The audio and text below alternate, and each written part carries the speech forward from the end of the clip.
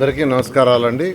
ఈరోజు నేను మున్సిపల్ శాఖ మంత్రిగా బాధ్యతలు తీసుకున్నాను. అయితే ముందుగా ఈరోజు అధికారులతో అన్నా క్యాంటీన్స్ మీద రివ్యూ చేయడం జరిగింది. ఎందుకంటే ముఖ్యమంత్రి గారు చేసిన మొదటి 5 సంతకాల్లో అన్నా క్యాంటీన్ కూడా ఒకటి ఉంది. దాని మీద డీటెయిల్గా ఇవాళ అధికారులతో డిస్కస్ చేసాం. మొత్తం 203 అన్నా క్యాంటీన్స్కి ఆ రోజు తెలుగుదేశం ప్రభుత్వంలో 2014-19లో శాంక్షన్ ఇవ్వడం జరిగింది. వాటిల్లో 184 యాక్చువల్గా అన్నా క్యాంటీన్స్ ఆపరేషన్స్కి వచ్చినాయి. 184 మిగిలిన 19 కూడా యాక్చువల్గా కన్స్ట్రక్షన్ స్టేజ్లో ఉన్నాయి. అయితే గత ప్రభుత్వం వైఎస్ఆర్సీపీ ప్రభుత్వం ఈ అన్నా క్యాంటీన్స్ అన్నింటినీ నిర్మాణం చేసి పేదలు నిరుపేదలు కేవలం 5 రూపాయలకే చక్కటి భోజనం, చక్కటి ఎన్విరాన్మెంట్ ఉండే ప్లేస్లో భోజనం పెట్టడమే కాదు, ఆ తినే ప్లేస్ కూడా చాలా చక్కగా ఉండాలని ఆ రోజు ముఖ్యమంత్రి గారు ఆదేశిస్తే వాటిని నిర్మించాం. చెన్నై పోయి అమ్మా క్యాంటీన్ స్టడీ చేసి వచ్చాం. కర్ణాటక పోయి ఇందిరా క్యాంటీన్ స్టడీ చేసి వచ్చాం. ఇతర రాష్ట్రాల్లో ఉన్న అనేక క్యాంటీన్ స్టడీ చేసి వాటి అన్నిటికంటే బాగుండే విధంగా యాక్చువల్గా మన రాష్ట్రంలో ఈ అన్నా క్యాంటీన్స్ని, ఆ ఎన్విరాన్మెంటు, వాళ్ళ పేదలు నిరుపేదలు భోంచేసే ఆ ప్లేస్ కానీ, ఆ టేబుల్స్ అవన్నీ గ్రానైట్ వేసాం.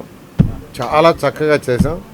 వాటిలన్నిటిని నిర్మాణం చేసి వాటిలో కొన్నిట్లో వార్డు సచివాలయాలు పెట్టారు, కొన్నిట్లో శానిటరీ స్టోర్స్ పెట్టారు, కొన్నిట్లో అక్కడక్కడ వాళ్ళ అవసరాలకు తగ్గట్టుగా చేశారు. సరే, అది గవర్నమెంట్కి సంబంధించినవి కాబట్టి నేను దాని గురించి కామెంట్ చేయట్లేదు. అయితే ఈరోజు నిన్న నెల్లూరులో 3 అన్నా క్యాంటీన్స్ యాక్చువల్గా నేను విజిట్ చేశాను. చేసి అధికారులకు కూడా ఇన్స్ట్రక్షన్స్ ఇచ్చాను. వాటి పరిస్థితి అక్కడ ఉన్న డైనింగ్ టేబుల్స్ అన్నీ తీసేశారు మొత్తం. అట్లా మొత్తం ఎన్విరాన్మెంట్ మొత్తం ఏంటంటే ఆ మెయింటెనెన్స్ లేదు. దానికి ఈరోజు అధికారులతో కూర్చొని చాలా డీటెయిల్గా డిస్కస్ చేయడం జరిగింది. సిఈ కావచ్చు, ఈఎలు కావచ్చు, ఎస్సీలు కావచ్చు, డిఈలు కావచ్చు, ఇమీడియట్గా అవన్నీ రిపేర్లు చేయటానికి, మళ్ళా గత 2014-19లో అన్నా క్యాంటీన్స్ ఎలా ఉన్నాయో అలా పూర్వ పరిస్థితి రావటానికి ఏం చేయాలో మొత్తం వాళ్ళని ఎస్టిమేషన్స్ అవి చేయమన్నాను.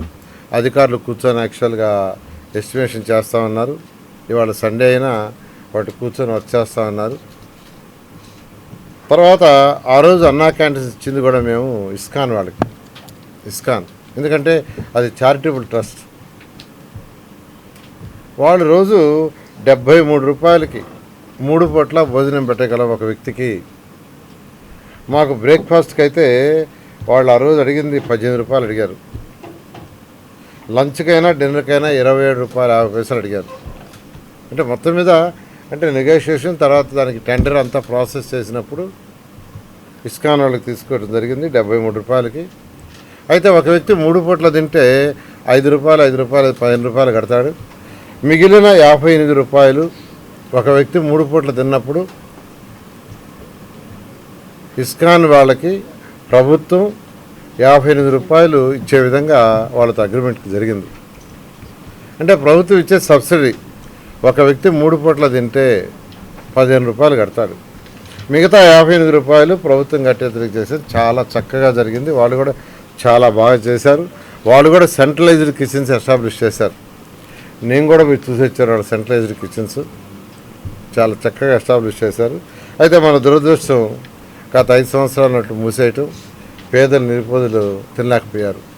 రోజు 2,25,000 మంది తినేవాడు. 2,25,000 మంది, ఒకరు ఇద్దరు కాదు. అన్నా క్యాంటీన్స్ పెట్టే మొత్తం పరిస్థితులు ఇప్పుడే డేటా తీసుకున్నాను. ఎన్ని ప్లేట్లు అంటే ఒకే వ్యక్తి రోజు తిని ఉండొచ్చు, ఏదైనా మొత్తం ఎన్ని ప్లేట్లు యాక్చువల్గా భోజనం అన్నా క్యాంటీన్లో జరిగిందంటే 4,60,31,600 ప్లేట్లు భోజనం అన్నా క్యాంటీన్లో సర్వ్ చేశారు.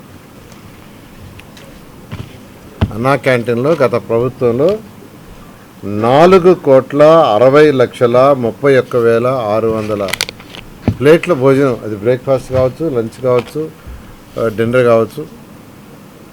పేదలు నిరుపేదలు ఎక్కువగా ఇవి చేసింది ఎక్కడంటే, ఎక్కడైతే మార్కెట్లు ఉంటాయో మార్కెట్లకు పక్కన పెట్టాం. ఎందుకు పెట్టామంటే మార్కెట్కి ఎంతోమంది చిన్న చిన్న చిరు వ్యాపారస్తులు ఉంటారు అక్కడ. ఆ చిరు వ్యాపారస్తులు ఇబ్బంది పడకుండా భోంచేయడం కోసం. అదేవిధంగా ఎక్కడైతే ఇండస్ట్రీస్ ఉన్నాయో ఇండస్ట్రీస్ కార్మికులు ఇబ్బంది పడకుండా ఉండటం కోసం. మూడోది, ప్రతిరోజు ఉదయాన్నే ఈ వర్క్స్కి పోయేవాళ్ళు, అంటే బేల్దార్ వర్క్ కానీ, బేల్దార్ కూలీ కానీ, షంటింగ్ వాడు కానీ, ఎలక్ట్రీషియన్స్ కానీ, ప్లంబర్స్ కానీ ఒక ప్లేస్కి వస్తారు. ఆ ప్లేస్ నుంచి అందరూ పోతారు. జనరల్గా జరిగేది ఏంటంటే ఒక పర్టికులర్ ప్లేస్లో అందరూ రావటం, అక్కడ అటువంటి ప్లేసుల్లో పెట్టేవి. అంటే పేదలు నిరుపేదల కోసం ఎక్కడైతే పెట్టాలో అలాంటి ప్లేసులు ఎతికి అక్కడ కూడా ప్రభుత్వ స్థలాలు ఎక్కడ ఉన్నాయో చూసుకొని ఆ స్థలాలు తీసుకొని చేయటం జరిగింది. మున్సిపల్ శాఖ ఆధ్వర్యంలో ఇవన్నీ చేసాం. ఈ అన్నా క్యాంటీన్స్ పెట్టిన తర్వాత ఇవి మున్సిపాలిటీస్లో పెట్టాం. మున్సిపాలిటీస్లో ఆ తర్వాత రూరల్ ఎమ్మెల్యేలు కూడా వచ్చి సీఎం గారిని అడిగారు, సార్ అన్నా క్యాంటీన్స్ని బ్రహ్మాండంగా మెచ్చుకుంటున్నారు, పేదలు నిరుపేదలు చాలా చక్కగా భోంచేస్తున్నారు, ఎంతో ఆనందం, వాళ్ళ కళ్ళలో ఎంతో ఆనందం అవపడుతుంది, మాకు కూడా పెట్టమంటే ఆ రోజు ముఖ్యమంత్రి గారు మరొక 150 అన్నా క్యాంటీన్స్ రూరల్ ఏరియాలో కూడా పెట్టమని చెప్పడం జరిగింది. అలాంటి ప్రజల చేత అప్రిషియేషన్ చేయబడిన అన్నా క్యాంటీన్స్ని గత ప్రభుత్వం క్లోజ్ చేయడం నిజంగా అది కోరం. ఏదేమైనప్పటికీ ముఖ్యమంత్రి గారు చేసిన 5 సంతకాల్లో ఇది ఒక సంతకం, ఫస్ట్ డే చేసిన సంతకాలు. అందుకని యాక్చువల్గా వాడు ఛార్జ్ తీసుకుంటానే దీని మీద రివ్యూ చేశాను. మళ్ళీ ఇవాళ మధ్యాహ్నం కూడా రివ్యూ ఉంది. అధికారులకు దీని మీద అసైన్మెంట్ ఇచ్చాను. అదేవిధంగా ఇస్కానాలను కూడా పిలిపించాను, నేనే పిలిపించాను, వాడు కూడా మాట్లాడమన్నాను. అంటే ఇది ఫర్దర్గా టెక్నికల్గా టెండర్ ఇవ్వాలా ఇలాంటి వాళ్ళకే ఇవ్వచ్చు. ఇప్పుడు అధికారులు అడిగాను, దాంట్లో ఒక క్లాజ్ ఉంది. ఆ క్లాజ్ ఏంటంటే ఎవ్రీ ఇయర్ ఆ ఇండెక్స్, ప్రైజ్ ఇండెక్స్ ప్రకారం వాళ్ళకి ఎన్హాన్స్ చేసి ఇవ్వచ్చని అప్పుడు ఇచ్చిన జీవోలో క్లాజ్ ఉందన్నారు. అయితే అవన్నీ స్టడీ చేయమని అధికారులకు ఇప్పుడు ఆదేశించాను. వాళ్ళు స్టడీ చేస్తున్నారు. వాళ్ళు స్టడీ చేస్తే దాని మీద డీటెయిల్ డిస్కస్ తీసుకొని రేపు కానీ ఎల్లుండి కానీ వల్ల ముఖ్యమంత్రి గారు జరిగిపోయి వారికి బ్రీఫ్ చేసి ఒక టైం బౌండ్ తీసుకొని ఆ టైం బౌండ్ ప్రకారం స్టార్ట్ చేయడం జరుగుతుంది. వీలైనంత వరకు నేను 15 రోజుల్లో చేయాలని అధికారులతో ఆదేశించారు. అయితే వాళ్ళు 21 డేస్ అడుగుతున్నారు. 3 వారాలు టైం అయింది. ఎందుకంటే అన్నిటికీ అంటే రిపేర్లకి వాటిలన్నిటికీ కూడా టెండర్లు కానీ చేయాల్సి ఉంటే టైం కావాలి. అదేవిధంగా ఇస్కాన్ వాళ్ళకి కాకుండా మళ్ళా టెండర్లు పిలవాలంటే కూడా టైం కావాలి. లేదు ఉన్న జీవోలోనే అలాంటి క్లాజ్ ఉంటే మేము స్టడీ చేసి దాని ప్రకారం పోయేటట్టుకైతే 3 వారాల్లో స్టార్ట్ చేస్తామని చెప్పారు. ఏదేమైనప్పటికీ ఎల్లుండికి ఒక క్లారిటీ, అంటే రేపు వాళ్ళ దగ్గర బ్రీఫింగ్ తీసుకొని సీఎం గారికి ప్రజెంట్ చేసి ఫైనల్గా సీఎం గారి యొక్క డెసిషన్ తీసుకొని ముందుకు పోవటం జరుగుతుంది.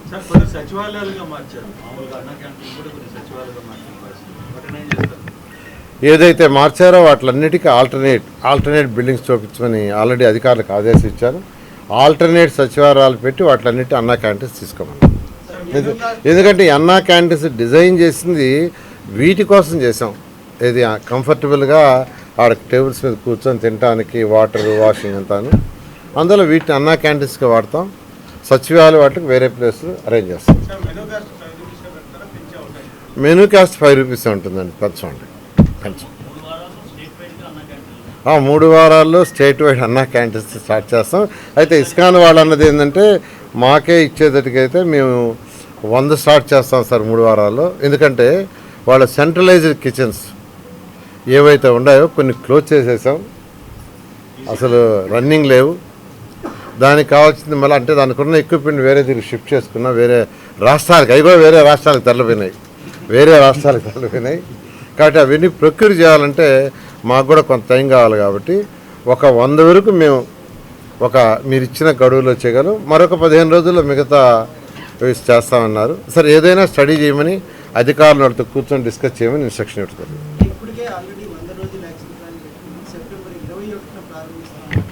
అదే 100 రోజుల యాక్షన్ ప్లాన్ యాక్చువల్గా సిఎస్ గారు కూర్చొని డిస్కస్ చేశారు, యాక్చువల్గా ఇచ్చారు నాకు. యాక్చువల్గా దాని మీదే నేను ఇప్పుడు రివ్యూ చేసి ఇప్పుడు డీటెయిల్డ్గా అన్ని డిపార్ట్మెంట్ అంటే ఈ యొక్క అన్నా క్యాంటీన్స్ సంబంధించిన అన్ని డిపార్ట్మెంట్ పిలిచాను ఈరోజు. దానికి సంబంధించిన ఈఎన్సీ కావచ్చు, సెక్రటరీ కావచ్చు, ప్రిన్సిపల్ సెక్రటరీ కావచ్చు, అందరినీ తర్వాత అందరినీ డీటెయిల్గా డిస్కస్ చేయమన్నాను.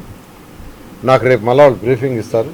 ఆ బ్రీఫింగ్తో సీఎం గారి దగ్గర ఇక్కడ ఇచ్చింది 100 రోజుల లోపల, ఇక్కడ ఇచ్చింది 100 రోజులు కాదు, మీకు 100 రోజుల లోపల. అది కూడా చదివాం, ఎందుకంటే సిఎస్ గారి దగ్గర నుంచి వచ్చింది. 100 డేస్ లోపల చేసేటట్టుగా.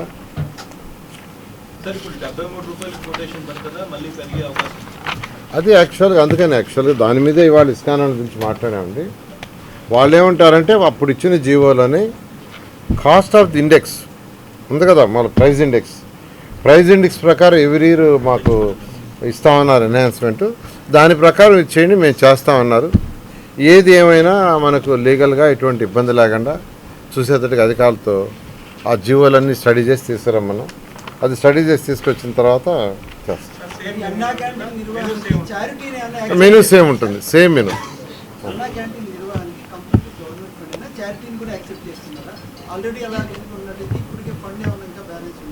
అంటే ప్రస్తుతం అయితే లాస్ట్ టైం 200 crores యాక్చువల్గా బడ్జెట్లో శాంక్షన్ చేశారండి. లాస్ట్ టైం అప్పుడు 200 crores శాంక్షన్ చేసాం. సీఎం గారితో కూర్చొని డిస్కస్ చేస్తాం.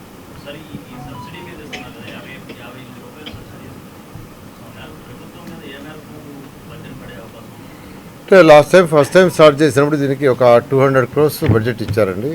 అందులో 42 కోట్లు అంటే ఈచ్ అన్నా క్యాంటీన్ కట్టడానికి 42 లక్షలైంది, 42 lakhs.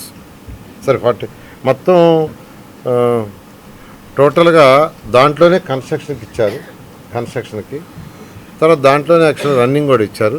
అయితే ఎంతమంది తింటారనే దాన్ని బట్టి యాక్చువల్గా రన్నింగ్ పెంచుతామన్నారు. ఇప్పుడు యాక్చువల్గా ఏంటంటే మళ్ళీ దాని మీద బడ్జెట్ తీసుకొని ముందుకు పోవటం.